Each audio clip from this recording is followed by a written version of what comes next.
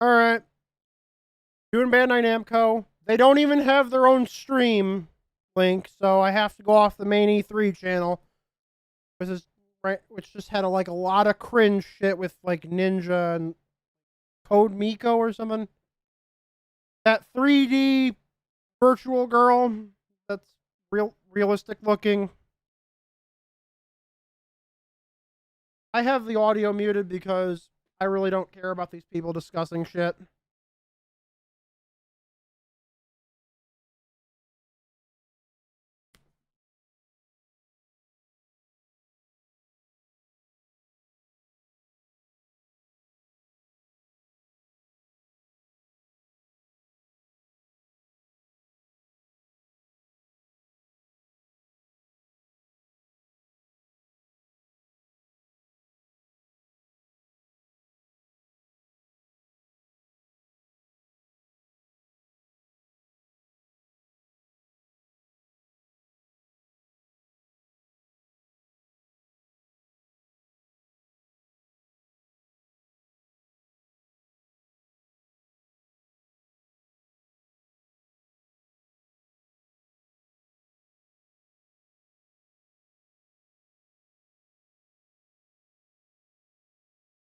Bandai Namco presents House of Ashes.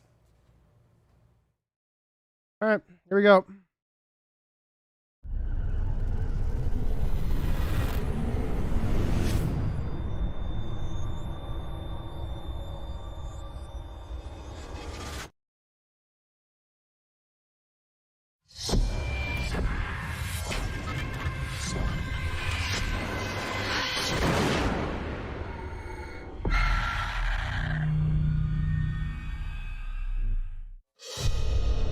An ancient horror has awoken from its slumber and is hungry for blood.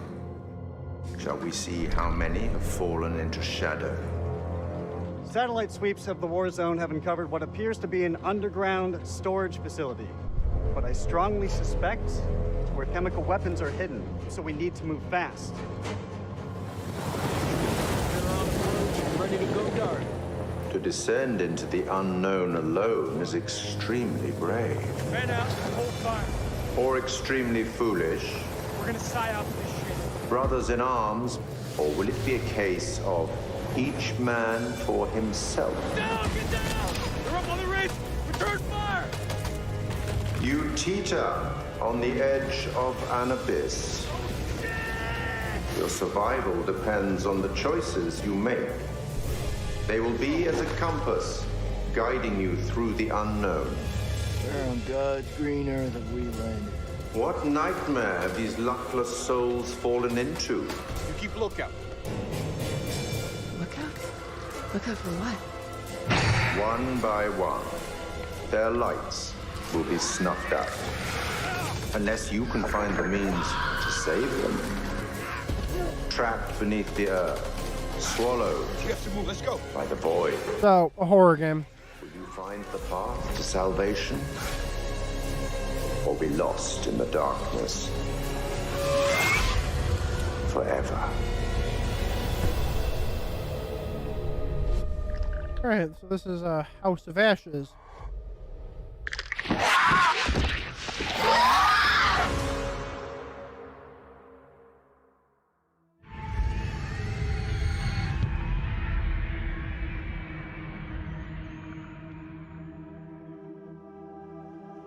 We're here at Supermassive to talk about the next game in the Dark Pictures anthology, House of Ashes. And I'm joined by exec producer Dan. How you doing? Hello. Thank you for joining us. Right, Really cool. so let's start at the very start. We're going to be talking about House of Ashes for most of the interview, but for those that don't know, tell us about the Dark Pictures anthology. The Dark Pictures is a series of narrative, story-driven, branching horror stories. Each one is standalone. They each tell a different story, completely separated from the others, but within the same universe. So there is connection between them. House of Ashes is set at the end of the Iraq War in 2003, with links 4,000 years ago that set the story up. So tell us more about the theme and themes, I suppose, within House of Ashes. It starts off with a military unit. They've got some new technology that can look for weapons of mass destruction underground. They think they've identified something in the Zagros Mountains in Iraq. And then as part of that, they come into conflict with an Iraqi unit. Then there's a pitched firefight, and then the two groups are plunged underground. There's an earthquake of some sort, and it's revealed that there's a hidden temple underground. These big massive structures, but these different groups, they're all separated, radio contact is lost, and they're submerged in this black darkness. Where on God's green earth have we landed? And then they're going to start hearing things and seeing things, and people are going to start disappearing. What the f just happened? So this time it's a very real threat. All of the Dark Pictures games, they all pull something from real life or from history, from fact. What's the case with the myth or historical part of House of Ashes? So we love looking at and reading myths and legends and stories and doing our research, and we know our fans love it as well because there's something that they can link into afterwards, and I love doing that when I'm playing games or watching movies myself. So this one's set 4,000 years ago, the Akkadian Empire, and this terrible evil that happened. We had this self-proclaimed god king, Naram Sin, and he essentially cursed his people. He sacked this temple and brought famine and devastation to his own people. And so a lot of the history is lost, but we've done a lot of research about it, and then we had a lot of happy accidents that linked into the story we wanted to tell. And the fun thing for us is we get to do our own take on it. We get to twist it, and obviously we've made our own truth from it. At the end of the sneak peek, the trailer, we saw monsters. Tell us a bit more about what's going on there. The military unit that you're playing as, they don't really know what they're coming up against. They're not human, they're bigger, they're larger, they're faster. The team aren't going to know if there's one or two of them or hundreds or thousands of them. And that's kind of the threat with this. You know, they've got guns, maybe they could try and take one of them down. But maybe there's another one around the corner, or maybe there's a group of them and maybe they're going to get ambushed. Maybe they're like a cluster. Exactly, and yeah. they all pop a out at nest, once. as it were. Yeah. And it's been really fun to work on and see these things move around and how horrific they can be. They're different to us. They perceive the world in a different way. Getting little snippets of it in the darkness. I'm just not interested. Did I see that? Was it something that moved? I'm hoping there's some other one stuff. of the other soldiers that's stuck in the catacomb. Who's there? Like I said, I like to try and misdirect people. there was no video. There's no actual stream from Bandai Namco. You think you're going to be scared right now, and we're not going to scare you now. We'll scare you in a minute when you're not expecting it. It's always coming. Yeah, always.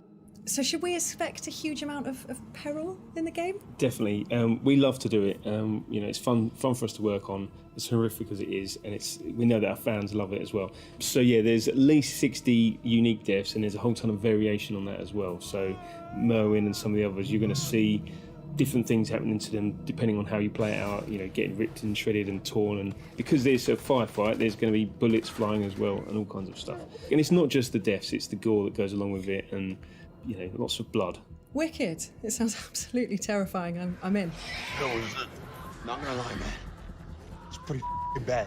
What differences have you made or changes have you made to the gameplay and mechanics for House of Ashes? We're always evolving the Dark Pictures. We listen to a lot of the feedback from our fans and also our team, what they want to do, how they want to push things forward. So we tried some stuff in Little Hope with you know, more camera control, 360 cameras at certain parts, and we've really leaned on that again, and it really works well.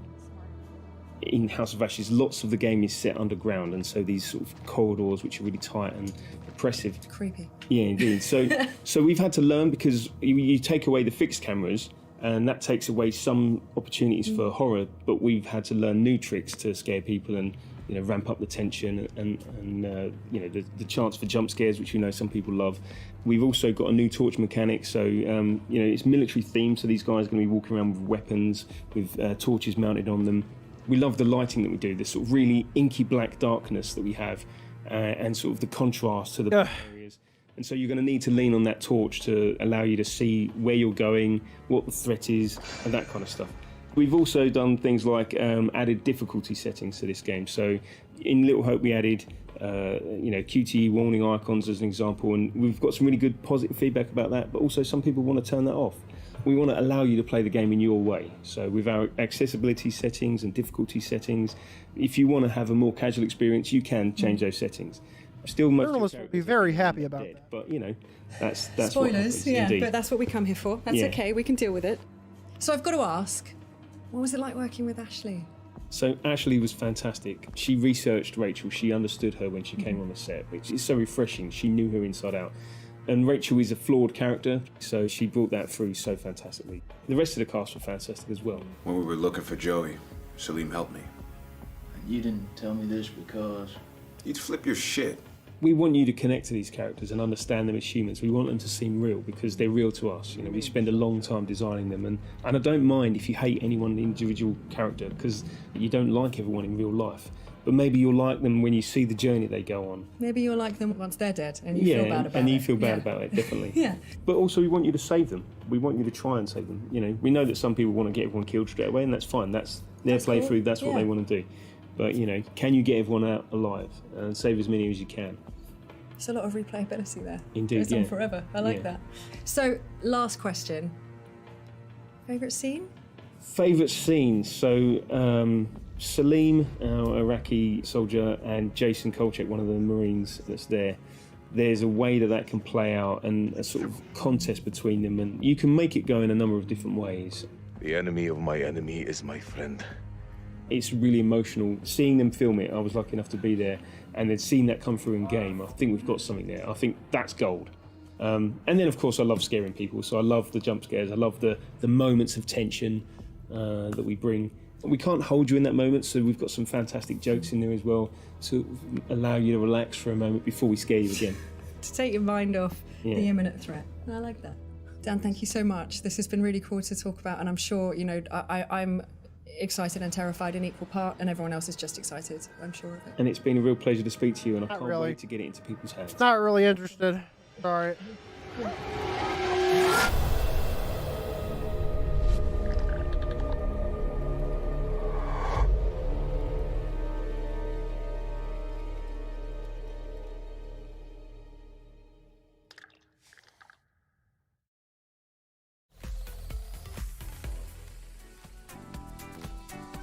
Before we dive in the House of Ashes, see how scared you got, of course, we want to thank Razer for being one of the E3 2021 sponsors, of course, giving us these tired old blades nobody cares about, but this blade... Okay. Like I said, I have to go off the E3 channel because there's no video. No video.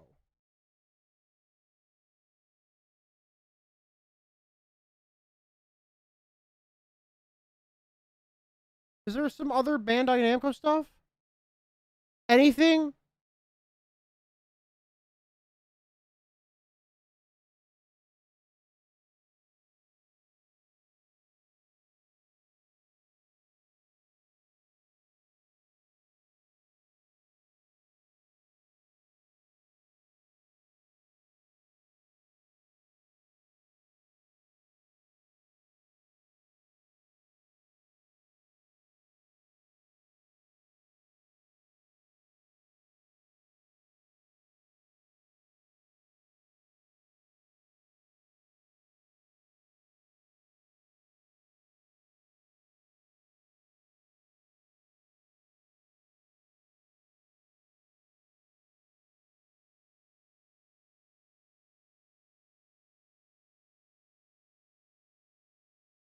Like you're watching a movie. Yeah, I have it muted, but you see, that's the thing about Western game developers, most major ones, versus some indie devs and Japanese game developers, or at least most of them. Like most Western devs want to make games that are like movies, but we want games that are like games.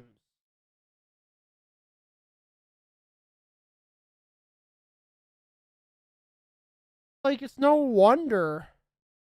Like, no wonder Nintendo fucking shits all over you guys. Because you actually have games that are games. I don't care about games that try to be movies. I'm not saying that story is bad. Story can be good, but it shouldn't be the core of the fucking game. The core of the game should be, well, the game.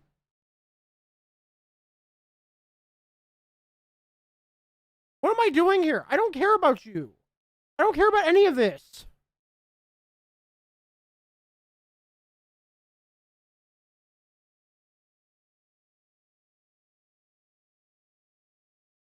When does this end?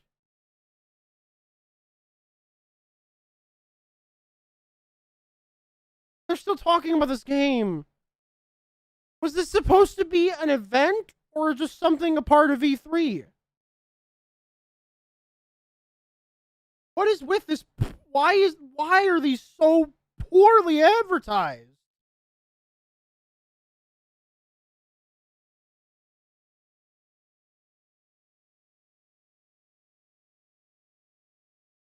Why are these events so poorly fucking advertised?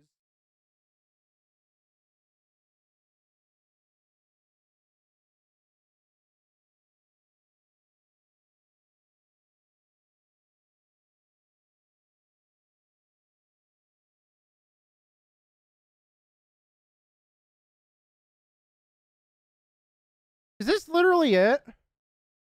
Is this it? Why do you...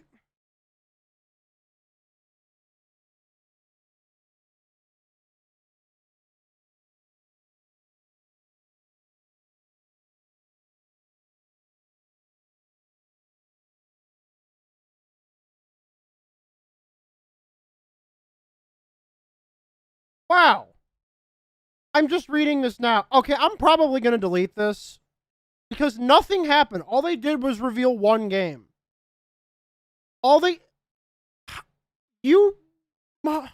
This is the same. Yeah, we're done. We're done. All they advertised was this game. It was just this game. No wonder there wasn't a video.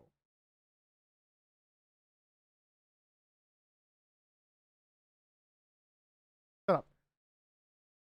This is the same issue people had with Take-Two. Now, I actually found out what Take-Two stream was going to be. And so I did not stream it. I had no idea that the Bandai Namco thing was just going to be one game. And a game that I'm not even interested in. No interest at all. You people need to advertise this stuff better. You need to tell them exactly what to expect. Have a special title. Don't just say Bandai Namco, because then people will expect an entire event from Bandai Namco.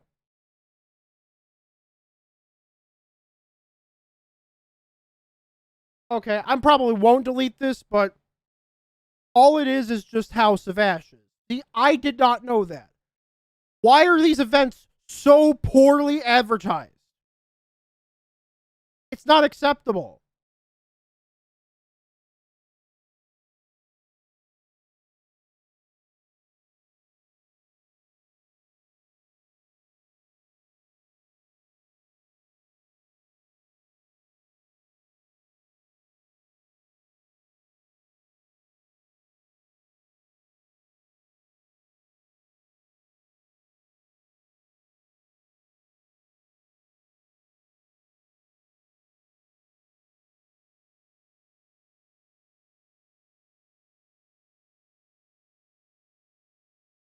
You need to do better.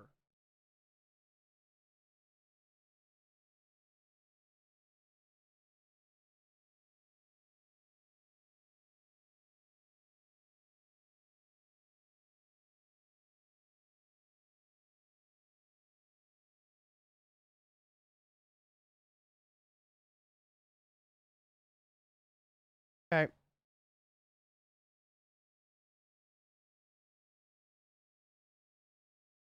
Well, this stream was short because these shows are so poorly. Like I said, Take-Two's was poorly advertised.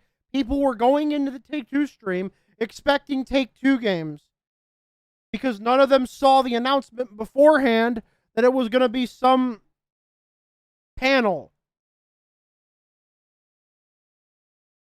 You need to add, for future shows, you need to advertise your shit better. So we can keep our expectations in check going in. The game is not interesting. I don't care. This was a waste of my fucking time.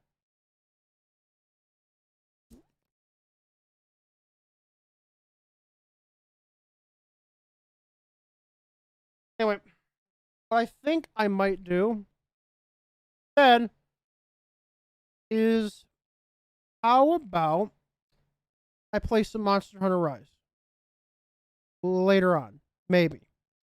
We'll see. But I'm going to end the stream here. I might come back on in just a little bit, but this was a waste of my fucking time. So, I will see you. Bye.